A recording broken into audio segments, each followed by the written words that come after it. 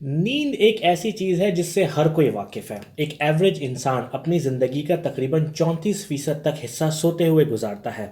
यानी कि अगर आपको उम्र 90 साल तक मिले तो आप अपनी ज़िंदगी के 32 साल सोते हुए ही गुजार देते हैं।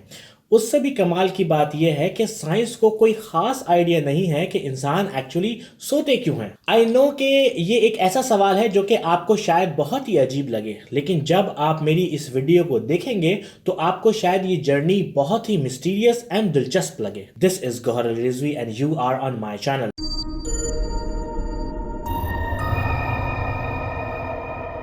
हम आज तक स्लीप यानी कि नींद को बस एक्सेप्ट ही करते हुए आए हैं। बहुत अरसे तक तो हम इसको बस समझते थे कि नींद जिंदगी का एक हिस्सा है, लेकिन फिर साइंटिस्ट ने इस पर गौर करना शुरू किया। साइंस बस ये चाहती है कि दुनिया में हर होने वाला इवेंट या फिनोमेना को एक्सप्लेन कर सके, ताकि उस फिनोमेना को इस्तेमाल भी कर सके अपने मफाद में।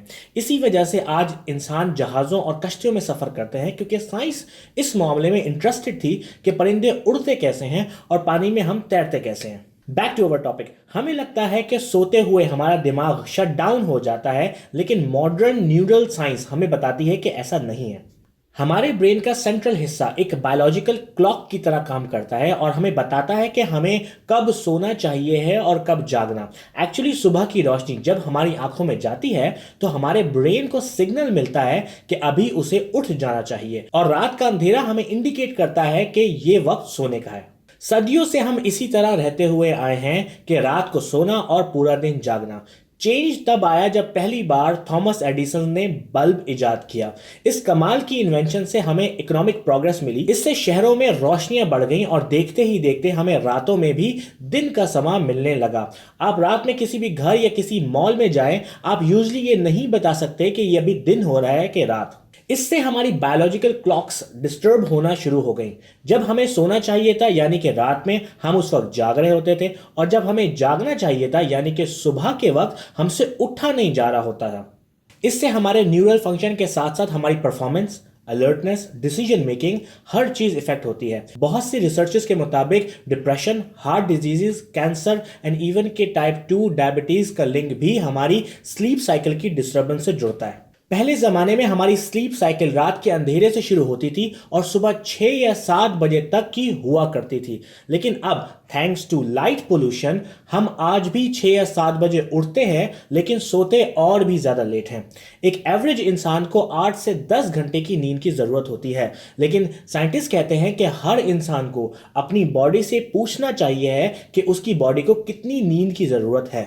लेकिन अलमिया यह है कि आज के ज्यादातर बालिग लोग 6.5 घंटे की, और बच्चों की नींद तो सिर्फ 5 घंटे की रह गई है। और सोने पे सुहागा ये कि जब हमारा जिस्म इन मामलात में शिकायत करता है, जैसे कि थकन का होना, सर में दर्द होना, तो हम बजाय उन शिकायत को सुनने के हम चाय, कॉफी, सिगरेट पीते हैं, जिससे हमें सुकून मिलता है और हम अपने जिस्म को और जागने पर मजबूर कर देते हैं।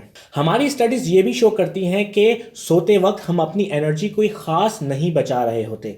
एक एवरेज सोता हुआ इंसान एक एवरेज जागते वक्त के मुकाबले सिर्फ 100 कैलोरीज की एनर्जी ही बचा पाता है, जो कि कुछ खास नहीं है। सोते हुए नींद में बॉडी का रिपेयर सिस्टम काम करता है, लेकिन वही रिपेयर सिस्टम जागते हुए भी काम करता है। और उससे भी कमाल की बात यह कि अगर आपको लगता है कि आपका ब्रेन सोते वक्त शटडाउन होता है, तो ऐसा बिल्कुल भी नहीं है। आज साइंस बहुत ही अच्छे से जानती है और मॉडर्न ब्रेन स्कैन्स बताते हैं कि एक सोते हुए शख्स का दिमाग उतना ही एक्टिव होता है जितना कि एक जागते हुए शख्स का दिमाग।